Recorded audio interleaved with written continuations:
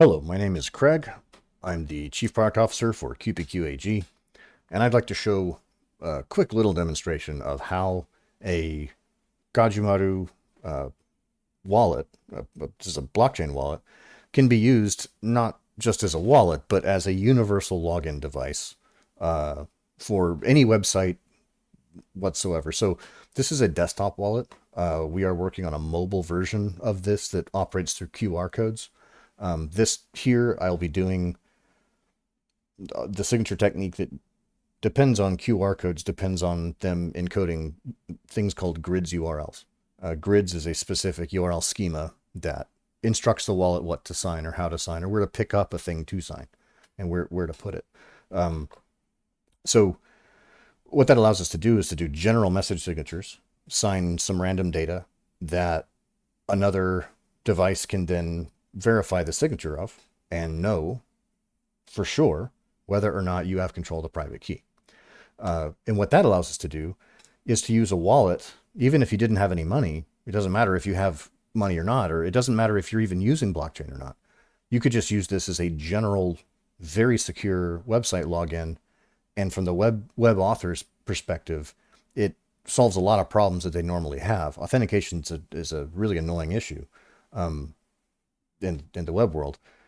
You have to remember usernames and passwords. You have to do 2FA. You have to protect the private data of those people.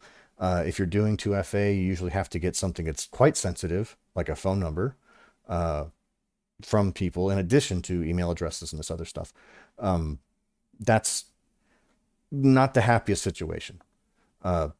Instead, what we can do here is we can use the wallet not so much as a wallet, but as a verification and authentication device. So I've got Alice here, Alice and Bob, the two culprits in every story, right? If Alice wants to log in, she needs the grids URL that will get back to this. So this is, I'm running this locally, which is why that's local host. Normally this would be out somewhere else. So we get this signature request from the site now to this wallet. And we sign it and submit it, continue, and Alice is logged in. Okay, that's kind of cool. Now, if we log out and let me be somebody else, I'm going to make a new account that's never existed before, new key. So random new key. Random new key. So with this random new key, if I log in,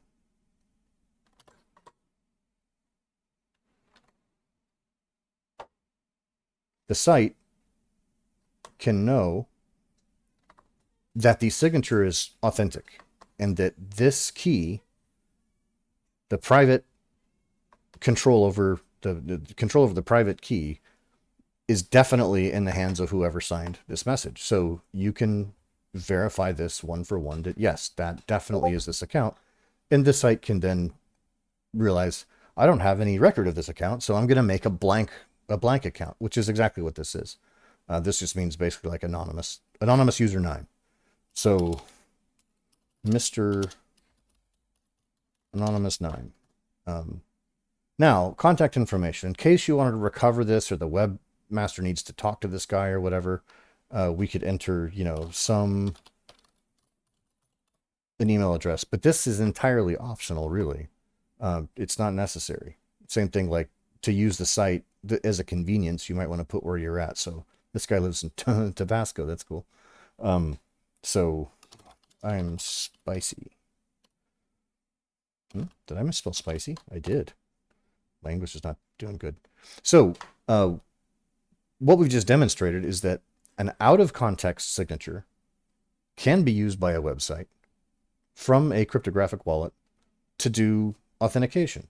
And that unburdens the webmaster from the GDPR heavy task of handling private data, contact data.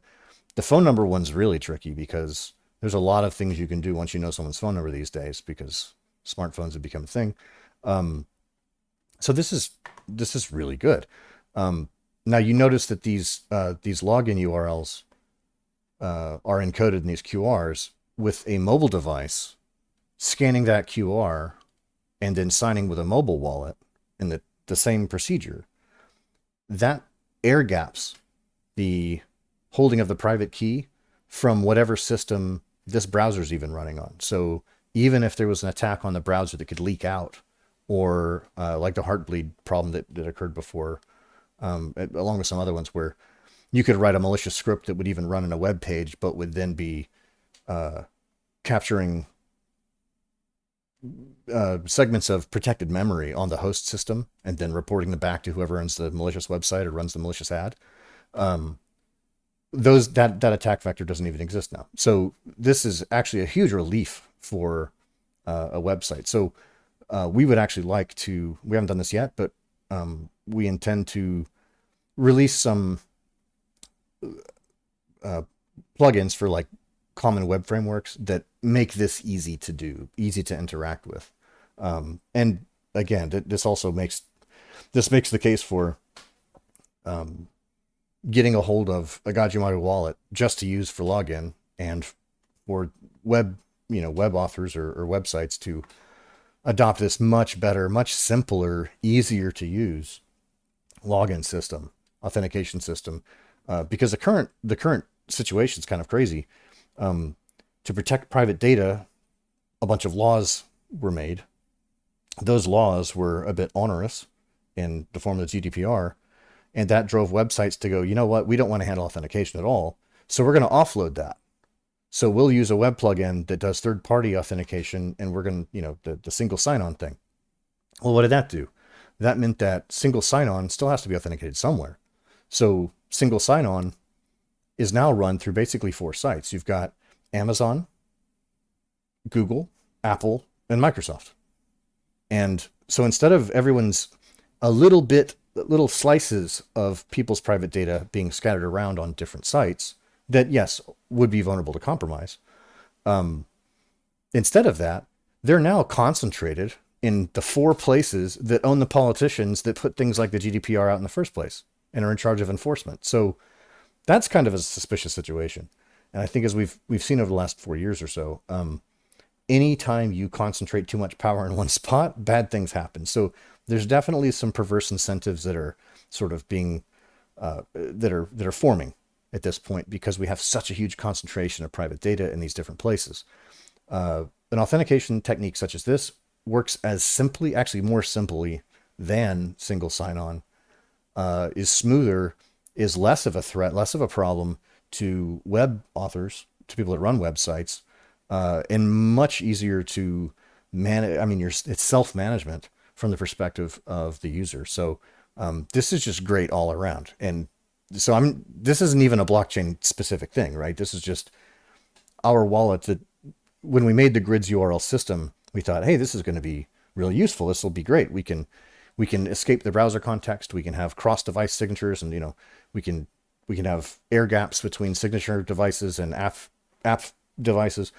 And so we thought that was great, but realizing how powerful this actually is just for solving the single sign-on problem and solving the data management problem for web authors, that's this even more significant thing, that stands, it's independent of all the other cool stuff that we can do with a fast blockchain. So yeah, I mean, the Gajumaru blockchain sort of aside, the Gajumaru wallets provide this new avenue that's very unique, where anybody that's got a wallet on their phone or on their desktop can just do sign on. And for a web author, this is kind of the way that sign on should have been done decades ago. Just never was. Anyway, that's all I've got to say about this particular thing. I'll be doing some other demos about other aspects related to this in particular. This is a blockchain driven sales site. So we'll see those later.